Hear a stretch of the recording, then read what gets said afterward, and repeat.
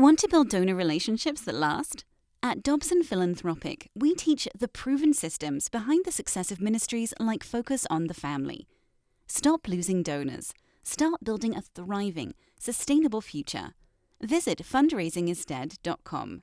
Hey everyone, I'm Ryan Dobson. Welcome to Fundraising is Dead, the podcast where we expose the broken fundraising systems that are failing you and show you what actually works. Today's topic may be the most unsexy topic I could cover on this podcast. And it's data. That's right, spreadsheets, CRMs, data collection. It might be unsexy, but it is vitally important to your donor development department. It is the foundation of great donor development. If you're not collecting data, you will never reach the next level. If you're not collecting information about your donors, you will always be in that minor league field. Those that are collecting the most data reach the big leagues. I know finding out that a donor's wife likes Cocker Spaniels doesn't sound exciting. It's not like making a TikTok video or designing a new banquet theme. It doesn't sound exciting, but those details can build a relationship in absolutely untold ways. I'll give you an example. We have two dogs. We have two miniature dogs. We have a miniature dachshund named Coco and a miniature, I don't know what, but he's cute and we call him Bruiser. We love our puppies. They are tiny and they're not really that barky, but they're great. The day we rescued Bruiser, we got him from a shelter, humble brag, he developed parvo. Parvo is a deadly disease puppies can contract, and it was scary. And we didn't know what to do, right? We got him from a shelter, we get him home, and he's lifeless. He's not puppyish. He's not jumping around. He doesn't want treats. And Laura figured out he had a fever, and all of a sudden he's got parvo, and we were terrified. Didn't know what to do. We found a specialist. We had to take him someplace. He had to be quarantined. All this is going on, all this chaos. In the middle of all of this, somebody told our podcast sponsor, MyPillow. You know MyPillow? You've heard of Mike Lindell, MyPillow, the MyPillow ads you've seen everywhere. MyPillow used to sponsor Rebel Parenting, my other podcast. They found out what was going on, and the next day in the mail, we got a MyPillow pet bed. How cool is that? Doesn't that make you happy? Doesn't it make you like them just a little bit more? Doesn't it change your opinion about somebody? That I love telling that story. That story makes me happy. I just saw my puppy a second ago. I was outside. They were running around. He's still alive. Bruiser's great. And every time I look at him, not every time, but a bunch of times I see that pet bed and I think, no way. That was 8 years ago. I've told that story 100 times for free. They don't sponsor the podcast anymore. We've moved on. But how many people have changed their opinions about Mike Lindell or MyPillow because they've heard that story, right? They didn't pay for that. They didn't ask for it. They just collected data. They knew who we were. And in our time of need, they said, we can't fix your puppy, but we could send you a new bed. It's so cool. Love that. Love it so, so much. You don't get stories like that from one size fits all. You get stories like that by collecting data and knowing your donors. It's the most foundational thing you can do in your development department is know information about your donors. Here's real talk, and this is scary for nonprofits. The average lifespan of a fundraiser in a nonprofit is between 12 and 18 months. It's not even 2 years. And if you're not collecting data, if your CRM isn't full of information, then you've got to do a reset every time there's staff turnover. You're going to do a reset on your development department every 2 years. Every 2 years, you're going to have some new person coming in and doing what? Asking your donors for more money? Someone that doesn't know them at all, doesn't know any information at all. Here's what they're going to come into in most situations. They're going to get a database, and it's going to have names, donation amounts, and when they gave. That's all there is. Well, that's not a development department. That is a spreadsheet. That's something your CFO could have given you. That's nothing about development. There's no information there. There's nothing that's going to help you. It's just who gave, how much they gave, when did they give it? If you've got the right CRM, if you've got the right data in your program, then your fundraiser could get food poisoning. They could quit. They could get hit by a car. It doesn't matter. The next person coming in isn't going to be left in the dark. They're not going to be flying blind. They can go into the CRM. This is the donor profile. This is who this person is. These are the conversations they've had. This is what they're into. How do you collect that? All the time when we're coaching, we do coaching calls every week. I hear this a lot. Ryan, I come to the office in the morning and I check my emails and I check my voicemail and I look at donations and I know I should be doing something. I just don't know exactly what it is I should be doing. Anytime someone tells me that, I know you don't have enough data. So let's start small. Let's say your donor list is 100 people. Okay. I have 2 clients whose donor list is less than 100 people, but let's say it's 100 people. Some of you are like, 100 people, that's not very much. Great. Then this should be easy for you. If you've got 100 donors on your list, that's 100 birthdays. If they're married and you get their spouse's name, that's 200 birthdays and 100 anniversaries.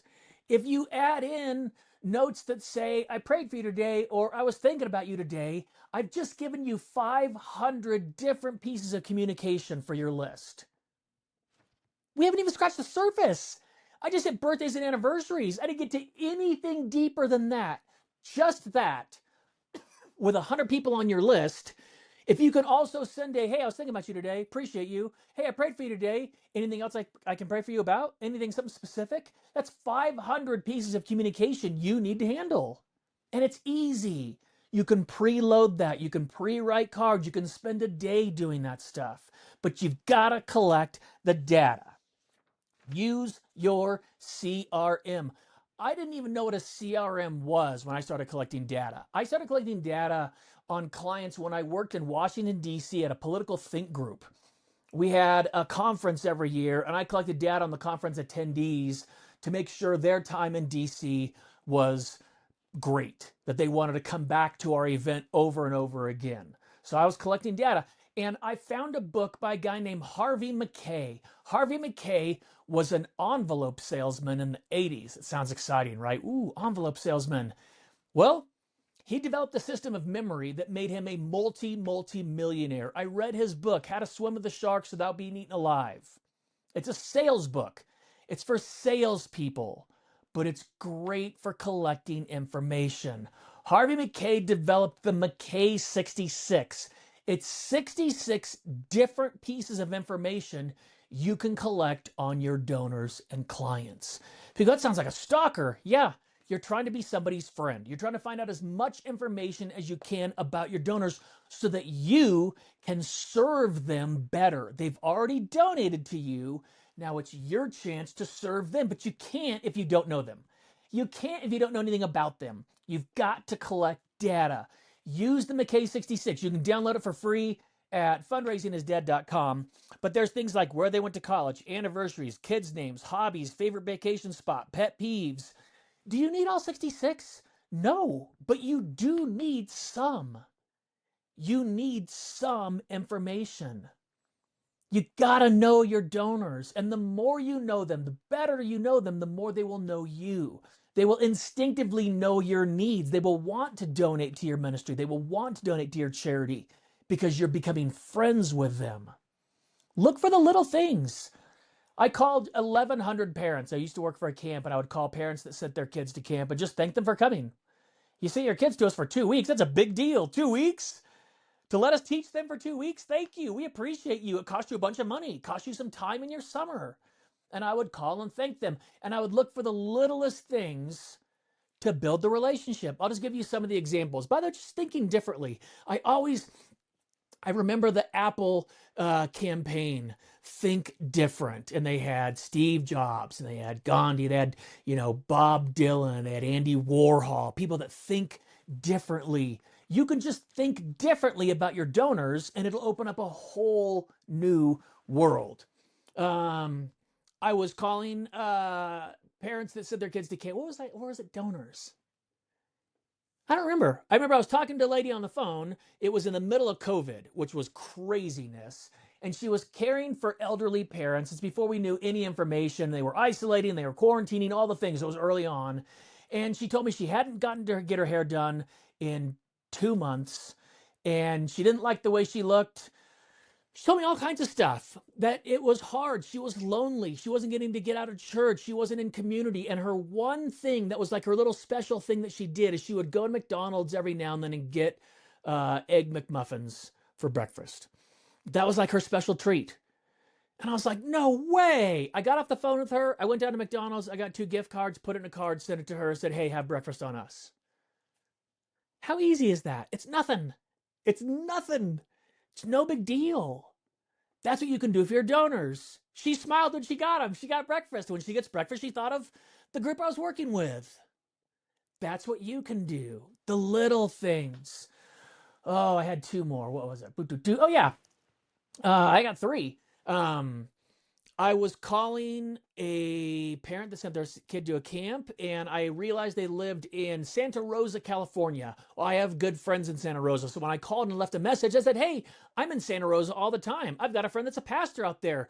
Next time I'm there, love to catch up with you, love to hang out. I got an instant call back. Oh my goodness, Ryan, please, next time you're in town, let us know. I have a brand new friend in Santa Rosa. I introduced her to all my other friends in Santa Rosa. Now we're all friends. It's just because I saw where she lived. I saw a lady that lived in Beaumont, Texas. My grandpa was a pastor in Beaumont, Texas. You better believe I wrote her a note. By the way, this lady didn't want to be contacted. She left no phone number. She left no email. And in the database was a P.O. box. That is a giant neon sign saying, don't reach out. Don't contact me. What it says is, don't ask me for money. I'm already giving. I don't want to be asked for money. And I was like, no kidding. I don't want to be asked for money either. But I wrote her a note saying, we appreciate you. And I saw that you live in Beaumont. And my grandpa was a pastor in Beaumont. And a little while ago, I went to speak there. And the church we were at had been flooded during Hurricane Katrina, and they had moved to a tiny little Nazarene church that had been abandoned for years and years. And they called the Nazarene district office, and they said, can we use this church? And they said, of course, it's abandoned. And my grandpa's photo was on the wall, and that pastor went to his church, got my grandpa's photo, gave it to me. I got to give it to my dad. I told her that story, and now we're friends. Why? Because I didn't ask her for money. I said, hey, you live in Beaumont. I have a connection with Beaumont. How cool. We both have something with Beaumont. Beaumont's a shipbuilding yard from way back in the day. Little tiny things. I was emailing somebody from a group I was working with, and I saw his Google photo. The little circular avatar had a 60s pickup truck in it, and his email address had something to do with woodworking. Well, guess what? I've got a 1949 pickup, and I got a 1965 van, and I love old cars, and I do woodworking on the side. So, of course, I emailed him and said, hey, I saw your picture. Look what I have. I sent him photos of my stuff, and I said, it says woodworking. What do you like to do? I'm a total novice and a hobbyist. And now we're friends. Because I looked at the person instead of a dollar sign as a friend, as a potential friend. By the way, now we're friends. Who doesn't want to be friends with that guy? He likes old cars. I like old cars. We got something in common. He likes woodworking. I like woodworking. We always have something to talk about. Right? And, oh yeah, and we have a ministry in common that we both support and we both like. Oh yeah, that's how we got together. Collecting data, noticing a person, not just a dollar sign. Oh my gracious. This is a while ago. I was working for a group. I was doing an audit of their development department. And during the audit, they had a charity golf tournament. They said, would you go? And I was like, of course. I'm a terrible golfer, but I really enjoy it. I love hanging out with new people. Of course I'd go. And I had a ball. Oh my gracious. Sitting with a CPA, I don't know anything about CPA stuff. Oh my goodness, I learned everything in the world. He was so great. He knew everything about everything that certified public accountants know. And he had a shop, and he had employees, and I learned all kinds of things about him. And in the other cart in our foursome was a super cool guy. I'm telling you, he was cool. Party in the business in the front, party in the back. 100%. Great golfer. He was a bit of a wild man. I got to tell you, a bit of a wild man. Had a ball. Spent all day with these guys. I got to tell you, I'm a data collector. That's what I do. Because you want to remember these things, right? You want to remember it. I want to see that guy again. I want to see the CPA again. And I don't want to forget that he's been married for 15 years. That I learned so many things about him. I had pages and pages and pages of notes. And you're like, how do you take those notes all day? Did you remember it all? No, I have a terrible memory. I can't remember stuff at all like that. So every time not every time, but we'd get to the next tee or the next hole, and I'd go back to the cart every now and then to grab a bottle of water or a ball or a tee. And as I'm at the cart, I got my phone out. Where's my other phone? And I got a voice memo open, and I'm like, Roger's got 2 sons, and one of them is married, and he married a Serbian girl, and his grandkids speak Serbian, and it really excites him. Pat has been married to his wife, Janet, for 26 years. He's a CPA. I took so many notes in between holes, all kinds of things, likes, dislikes, political opinions. Just took notes. I want to remember everything I can about them because I want to have a relationship with them. I do. And so does that organization I was working with. They want to have a relationship with those people. Get back to the office the next week. I've got 8 pages of notes about my foursome. And we go into a meeting and I go, where do I input all this? And I go, what are you talking about? I go, I got 8 pages of notes on my foursome. I know a million things about them. Where do I put this?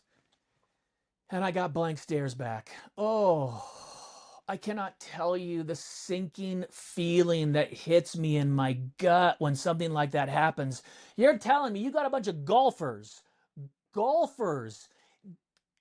Let me just say it again. Golfers to take a full day off of work to come play golf. And you don't have a plan on how to collect data and how to use it and where to put it when you collect it, how many thousands of dollars does a golf tournament cost? How many thousands of dollars does it cost to put on a golf tournament? And you've got no way to collect the information of the people that were there at your event. Oof. That is not a strategy. That is a missed opportunity. Gracious. And I hear that. I hear high cap donors, right? Like I've hung out in high cap donor circles for 1 billion years now. And this is a regular occurrence because of employee turnover. Guy says, man, I gave the organization for years. Then a new guy came on and it was like, this guy doesn't know me. He didn't know anything about me. He's going to call and hint around that he needs money. Ugh. I'm telling you, huge, huge, huge turnoff. The great ones don't do it that way. You got to change how you communicate. Because I already know what your newsletter says. Your newsletter says what you did last month, what you're trying to do now, what you want to do in the future, and how I can help you do that by giving you my money. And next month, you're going to tell me what you did and what you're doing and what you're trying to do in the future and how I can help your organization by giving you money. And maybe you'll tell me a story about someone that got helped by your organization. But all you're going to do is talk about yourself. That's it. Every time. You're going to talk about yourself and you're going to tell me I can give you money every time. I don't want to pick up the phone for that. I don't want to answer emails for that. I don't want to read your newsletter for that. But if you try to invest in your donors, they'll pick up the phone when you call. They will. They'll pick up the phone when you call. If you try to invest back into them, they will give to you in ways that you've never seen before. But it can't just be that rote stuff over and over and over again. Family Talk did it differently. I'm telling you, Family Talk's doing it differently now. My dad does it differently. They don't put out prospectuses and send all those kinds of things out. They're trying to figure out how can we serve the people that are helping us do what we do. They're already donors. How can we give back into them? I'm going to interview one of my dad's reps. He worked for him for 16 years, if he'll let me. Just the biggest wealth of information, one of my great mentors. I love this man dearly. He's helped me so much. He told me this way back in the day, the focus on the family reps when they were meeting with these businessmen. One of the questions they asked, and this is important, you can't just ask this. You got to have follow through. They would ask, what dragons are you trying to slay? What are the dragons in your life that you're trying to slay? I'm telling you, back in the 70s, it was business owner having a struggle building bonding relationship with their kids. They were workaholics. They're working too hard. They weren't building bonding relationships with their kids. I may have told this before, but we started doing a backpacking trip in Yosemite called Adventures in Fatherhood to help dads, not just high-cap donors. We started with high-cap donors. Then we opened it up to everybody. Because if the high-cap donors are struggling with it, then maybe everybody else is too. But you won't know unless you ask. So ask. Oh my goodness. Okay, here is our practical playbook for the week. Here are things you can do. Open your CRM or your database. I don't care if it's QuickBooks. I don't care if it's GiveEasy, whatever it is. By the way, we can help you pick out a CRM if you don't have a CRM. We can help you use the one you have better. That's really what we can do. Open your CRM. Find your top 10 donors. This is what you're going to do this week. Find your top 10 donors, and then you're going to go and find them on Facebook. And you're going to find out if they have a spouse, because it always lists it on Facebook. And you're going to look up their birthday, because it's also listed on Facebook. And when you look up their spouse, you're going to look up their spouse's birthday, because it's listed on Facebook. Look for that information, bring it back, put it into your CRM. Then set yourself reminders. Hey, so-and-so's got an anniversary coming up. So-and-so's got a birthday coming up. So-and-so's wife has a birthday coming up. So-and-so's husband's got a birthday coming up. So-and-so's got a job anniversary coming up because I looked you up on LinkedIn and you got a job anniversary coming up. And I'm going to be the first one. I'm going to send it early. I'm going to send you a card saying, I know you got a birthday next week and I'm going to get lost in the noise. But I want you to know how much we appreciate you. I'm giving that away. That's a big donor secret right there. Send a birthday card, send an anniversary card early, and let them know, listen, I know you're going to get a bunch of cards. I know. But I want you to know how much we care about you. I said this a week early. I know when your birthday is. I sent it a week early. Why? Because I want you to read this. I want to make sure you get it, because I want you to know that we're celebrating your birthday because of how special we think you are. Yeah. Now, once you get your top 10 donors, call them. Call them tomorrow. Call them and say, hey, I prayed for you this morning. Just want you to know how much I appreciate you. I'll give you a script. Hey, Steve, I was praying for you and Cindy today. Just want to know how much I appreciate your friendship. Hope you're having a great week. Mention the donor by name. Mention his wife by name. You prayed for them this morning, only if you actually did. Don't say it if you're not doing it. Ugh, don't do that. That's gross. It'll come across in your voice too. That's donor development. That is building relationships. It's not a pitch. It's not an ask. It's just a presence. So stop looking for shiny things. Stop looking for gimmicks, new strategies. Start building systems that remember. Don't let your best donors disappear when staff turnover occurs. Make that handoff happen and make it smooth. If you're feeling overwhelmed, if you're feeling like you don't know where to start, what to do, we can help you with that. We have weekly coaching calls. We can look at your CRM. We can help address what your systems are.